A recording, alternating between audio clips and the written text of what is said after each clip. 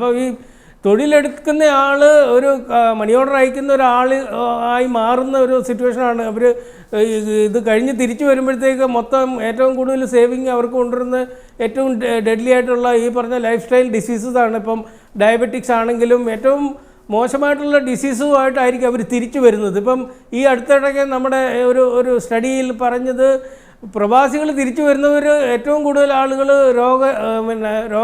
രോഗികളായിട്ടാണ് വരുന്നത്. അത് ഏത് രീതിയിലാണ് നമ്മുടെ സമ്പദ് വ്യവസ്ഥയെ അഫക്റ്റ് ചെയ്യുന്നത്? അപ്പോൾ അതിന് പ്രോപ്പറായിട്ടുള്ള ഇൻഷുറൻസ് ഈ തൊഴിലാളികൾക്ക് അവിടെ ഈ പറഞ്ഞ രാജ്യങ്ങളിൽ കിട്ടുന്നുണ്ടോ? അതുപോലുള്ള അവരുടെ വെൽഫെയറിന് വേണ്ടിയിട്ട് അവിടുത്തെ ഈ തൊഴിൽ നമുക്കറിയാം, ഈ ചൂടത്ത് വർക്ക് ചെയ്ത് കഴിഞ്ഞാൽ ഏറ്റവും കൂടുതൽ കിഡ്നി ഡിസീസസ് കാണുന്ന ഒരു മനുഷ്യനാണ് ഈ തൊഴിൽ. ഈ മുനിസിപ്പാലിറ്റികളിൽ വർക്ക് ചെയ്യുന്ന ആളുകൾ ഈ ചൂടത്ത് ഈ റോഡുകൾ ക്ലീൻ ചെയ്യുന്ന ആളുകൾക്ക് ഏറ്റവും കൂടുതൽ കിഡ്നി ഡിസീസസ് വരുന്ന ഒരു സെക്ഷനാണ്.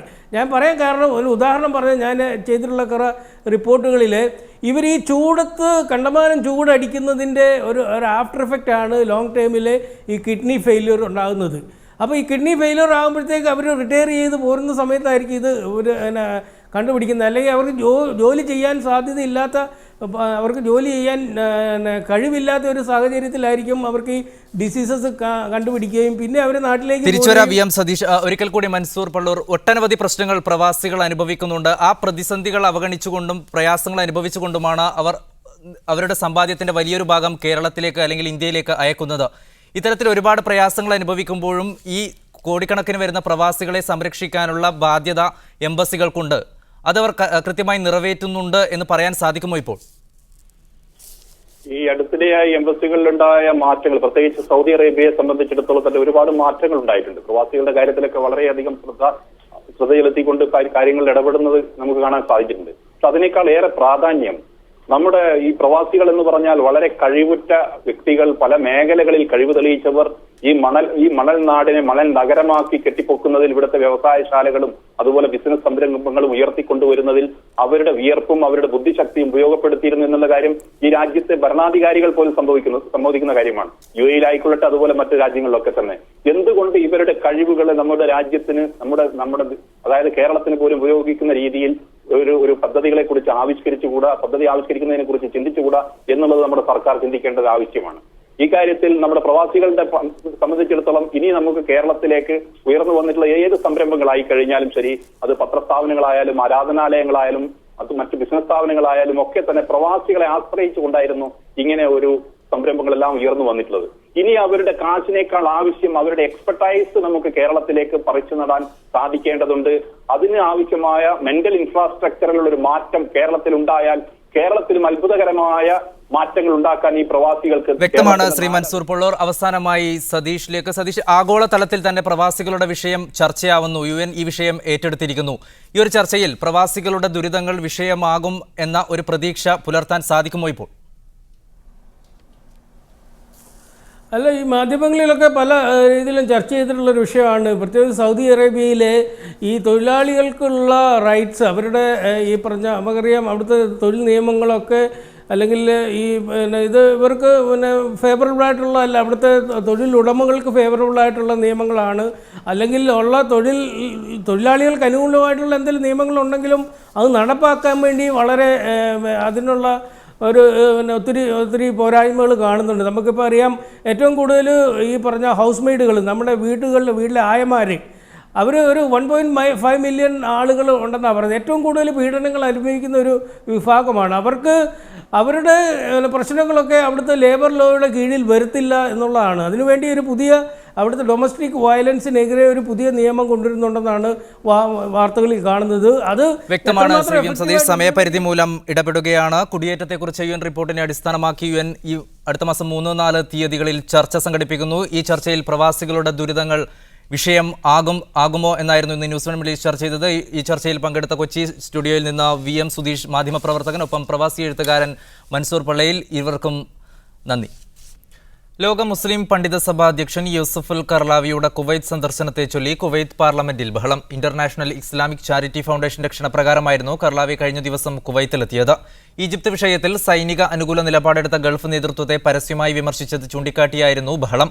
എന്നാൽ ഇന്റർനാഷണൽ ഇസ്ലാമിക് ചാരിറ്റി ഫൗണ്ടേഷന്റെ സ്ഥാപക നേതാക്കളിൽ ഒരാളായ കർലാവി തന്നെയാണ് ആ പരിപാടിയിൽ പങ്കെടുക്കാൻ ഏറ്റവും യോഗ്യൻ എന്ന അഭിപ്രായവും ഉയർന്നിരുന്നു.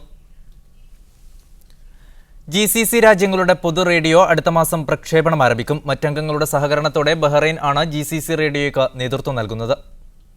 കുവൈത്ത് വാർത്താവിതരണ മന്ത്രാലയത്തിലെ റേഡിയോ പ്രക്ഷേപണ വിഭാഗം തലവൻ യൂസുഫ് മുസ്തഫയാണ് GCC രാജ്യങ്ങളുടെ പൊതു റേഡിയോ ഒക്ടോബർ മുതൽ പ്രവർത്തനം തുടങ്ങുമെന്ന് അറിയിച്ചത്.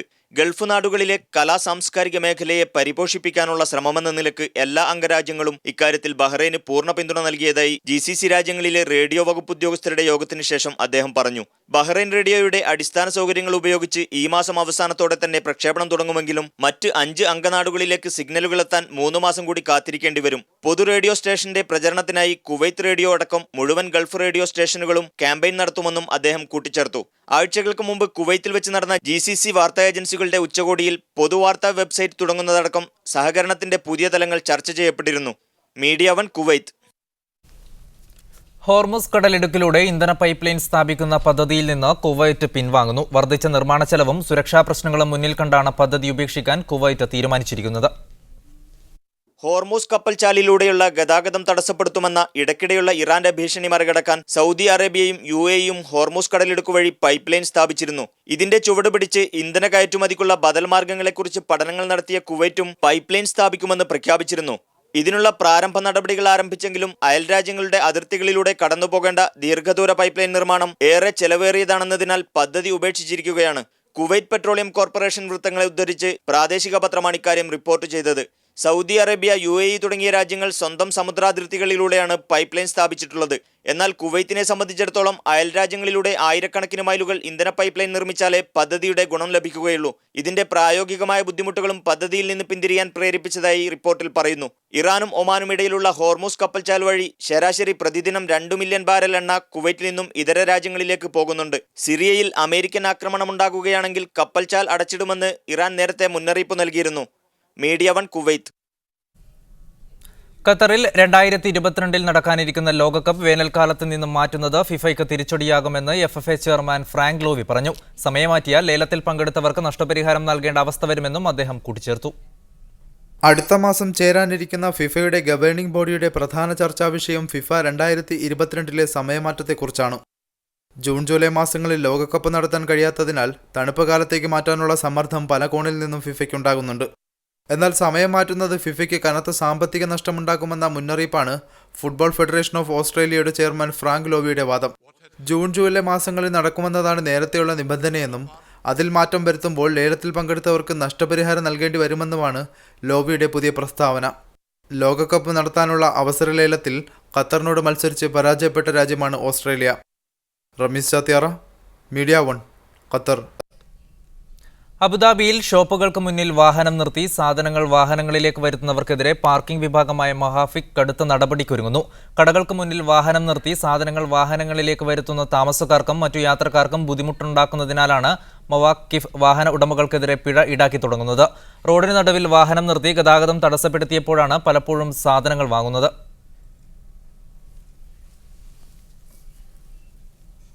സൗദിയിൽ ആദ്യ കൊറോണ വൈറസ് ബാധ സ്ഥിരീകരിച്ച് 1 വർഷം പൂർത്തിയാകുമ്പോൾ രോഗബാധയെ തുടർന്ന് 47 പേർ ഇതുവരെ മരിച്ചതായി സൗദി ആരോഗ്യ മന്ത്രാലയത്തിന്റെ റിപ്പോർട്ട്. മൊത്തം 104 പേർക്കാണ് രോഗബാധ സ്ഥിരീകരിച്ചത്. മിഡിൽ ഈസ്റ്റ് റെസ്പിറേറ്ററി സിൻഡ്രം എന്ന പേരിലുള്ള രോഗം പരത്തുന്ന കൊറോണ വൈറസിന്റെ ബാധയാണ് 47 ജീവനുകൾ എടുത്തത്. ഈ മാസം 15 പേർക്ക് രോഗം സ്ഥിരീകരിച്ചിട്ടുണ്ട്. 9 പേർക്ക് റിയാദിലും 4 പേർക്ക് വടക്കൻ നഗരമായ ഹഫർ അൽബാദിനിലും 2 പേർക്ക് മദീനയിലുമാണ് രോഗബാധ സ്ഥിരീകരിച്ചത്. ഇവരിൽ 5 പേർ മരിച്ചു. രോഗബാധ കണ്ടെത്തുന്നതിനായി തലസ്ഥാനമായ റിയാദിൽ ഒരു വൈറൽ ലാബ് സ്ഥാപിച്ചിട്ടുണ്ടെന്ന് ആരോഗ്യ സഹമന്ത്രി ഡോക്ടർ സിയാദ് മെമിഷ് അറിയിച്ചു. രോഗബാധയുള്ളവരിൽ പകുതിയിലേറെ പേരെ പുതിയ വൈറൽ ലാബ് സ്ഥാപിച്ചതിനു ശേഷമാണ് കണ്ടെത്തിയത്. കിഴക്കൻ പ്രവിശ്യയിലും ഒരു വൈറൽ ലാബ് പ്രവർത്തിക്കുന്നുണ്ട്. ഒട്ടകങ്ങളിൽ രോഗബാധ നേരത്തെ സ്ഥിരീകരിച്ചിരുന്നു. വവ്വാലുകളിൽ നിന്നാകാം മനുഷ്യരിലേക്ക് രോഗബാധയുണ്ടായതെന്നാണ് നേരത്തെ കരുതിയിരുന്നത്. വവ്വാലുകൾ രോഗം പരത്തിയ ഈത്തപ്പഴങ്ങൾ വഴിയാണ് രോഗം പകരുന്നതെന്നാണ് ജനങ്ങൾ വിശ്വസിച്ചിരുന്നത്. എന്നാൽ ഇതിൽ വസ്തുതയില്ലെന്ന് ആരോഗ്യ സഹമന്ത്രി പറഞ്ഞു. We don't think so. There is no indication whatsoever at this time that any food products is involved in the transmission. Right now the focus is on animals because coronaviruses tend to be present in bats and other animals like rodents and camels and cats. രാജ്യത്തെ ശാസ്ത്രജ്ഞരും ആരോഗ്യ വിദഗ്ധരും ശനിയാഴ്ച റിയാദിൽ യോഗം ചേർന്ന് രോഗപ്രതിരോധ പരിപാടികളുടെ പുരോഗതി വിലയിരുത്തും. Media one, Jeddah. ത്വായിഫിലെ ചരിത്രപ്രസിദ്ധമായ ഉക്കാദ് ചന്തയിലെ വാർഷിക മേള അവസാനത്തിലേക്ക് 10,000-കണക്കിന് സന്ദർശകരെയാണ് മേള ആകർഷിക്കുന്നത്. തുടർച്ചയായി 7ാം വർഷമാണ് ഉക്കാദ് മേള നടക്കുന്നത്. പ്രവാചകന് മുമ്പുള്ള കാലഘട്ടത്തിലെ കവികളുടെ ഓർമ്മയ്ക്കായാണ് മേള സൗദി ഭരണകൂടം സംഘടിപ്പിക്കാൻ ആരംഭിച്ചത്. പൗരാണിക കവിതകളുടെ ദൃശ്യാവിഷ്കാരം നിർവഹിക്കാൻ രാജ്യത്തെമ്പാടുമുള്ള കലാകാരന്മാർ മേളയിൽ അണിനിരക്കുന്നു. പൗരാണിക കവികളുടെ വേഷം ധരിച്ചെത്തുന്ന കലാകാരന്മാർ കാണികൾക്ക് വേണ്ടി കവിതകൾ ആലപിക്കുന്നു. ആധുനിക അറബി ഭാഷയുടെ അടിത്തറ പാകിയത് പൗരാണിക കവിതകളാണ്. പൗരാണിക അറബി ഭാഷയിലാണ് വിശുദ്ധ ഖുർആൻ അവതരിപ്പിച്ചത്. വിശുദ്ധ ഖുർആനാണ് ഇന്നും അറബി ഭാഷയുടെ പ്രാഥമികവും ആധികാരികവുമായ വ്യാകരണ ഗ്രന്ഥം.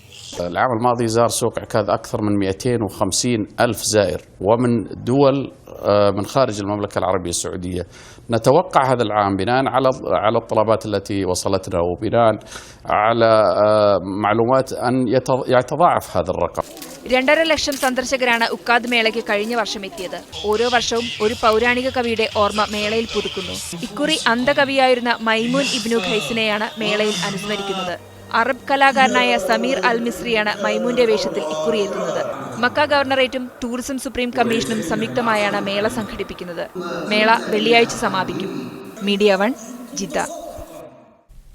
ഖത്തറിലെ സ്വകാര്യ സ്കൂളുകളിലെ ഫീസ് വർധനവിന് പുതിയ മാനദണ്ഡങ്ങൾ സൃഷ്ടിക്കുമെന്ന് ഉന്നത വിദ്യാഭ്യാസ സമിതി അറിയിച്ചു. സ്കൂളുകളിൽ നൽകപ്പെടുന്ന സേവനങ്ങളും വിദ്യാർത്ഥികളുടെ മികവും ഇനി മുതൽ ഫീസ് വർധനവിന് പരിഗണിക്കുമെന്നും SVC വാർത്താക്കുറിപ്പിൽ വ്യക്തമാക്കി.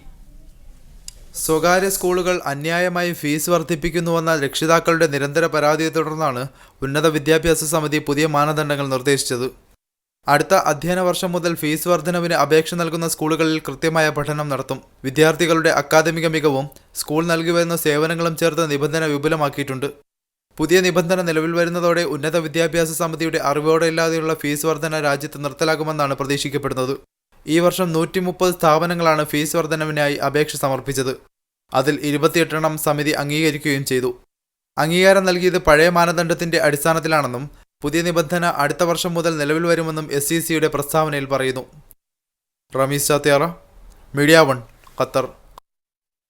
മസ്കത്തിലെ അൽകുവൈറിൽ ഫ്ളാറ്റ് കേന്ദ്രീകരിച്ച് പ്രവർത്തിച്ചിരുന്ന അനാശാസ്യ കേന്ദ്രത്തിൽ നിന്ന് 12 പേരെ റോയൽ ഒമാൻ പോലീസ് അറസ്റ്റ് ചെയ്തു. അറസ്റ്റിലായവരിൽ സ്ത്രീകളും ഉൾപ്പെടുന്നു.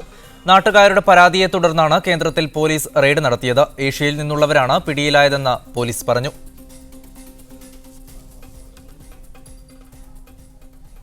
നാലായിരം മീറ്റർ ഉയരത്തിൽ നിന്ന് ചാടിക്കളിക്കുകയെന്നത് ഒരുപക്ഷെ എല്ലാവരുടെയും വിനോദമായിരിക്കില്ല. പക്ഷേ 200 കിലോമീറ്റർ വേഗതയിൽ ആകാശത്ത് നിന്ന് ചാടി ആനന്ദിക്കാൻ ആഗ്രഹിക്കുന്നവരുടെ സ്വപ്നഭൂമിയായി മാറിയിരിക്കുകയാണ് ദുബായ് പാം ഡ്രോപ്പ് സോൺ. വിനോദ പരിപാടികൾ പലർക്കും പല വിധത്തിലാണെങ്കിലും വളരെ വ്യത്യസ്തമായ വിനോദ പരിപാടികൾ ധാരാളമായാണ് ദുബായിൽ എത്തുന്നത്. മാറിവരുന്ന സീസണുകൾക്കനുസരിച്ച് വിനോദ പരിപാടികളുടെ കോലവും മാറും. ദുബായിലെ പാം ഡ്രോപ്പ് സോണിൽ ആകാശത്തു നിന്നും താഴേക്ക് മീറ്ററുകളോളം പറക്കാനുള്ള അവസരമാണ് ഇപ്പോഴത്തെ വിനോദ കാഴ്ച. ദുബായിലെ ആകാശത്തു കൂടിയുള്ള ഈ പറക്കൽ വിനോദത്തിനുള്ള സംവിധാനം ലോകത്തിൽ തന്നെ ഏറ്റവും മികച്ചതാണ്. സെപ്റ്റംബർ മുതൽ മെയ് മാസം വരെയുള്ള കാലയളവിലാണ് സ്കൈ ഡൈവിന്റെ സീസൺ. 200 കിലോമീറ്റർ വേഗതയിലുള്ള ഈ ചാട്ടം ആസ്വദിക്കാൻ വിദേശികൾ ഉൾപ്പെടെ നിരവധി പേരാണ് എത്തുന്നത്.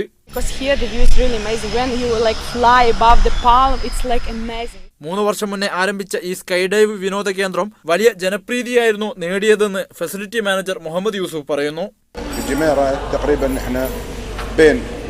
60 إلى 80 قفزة تاندم.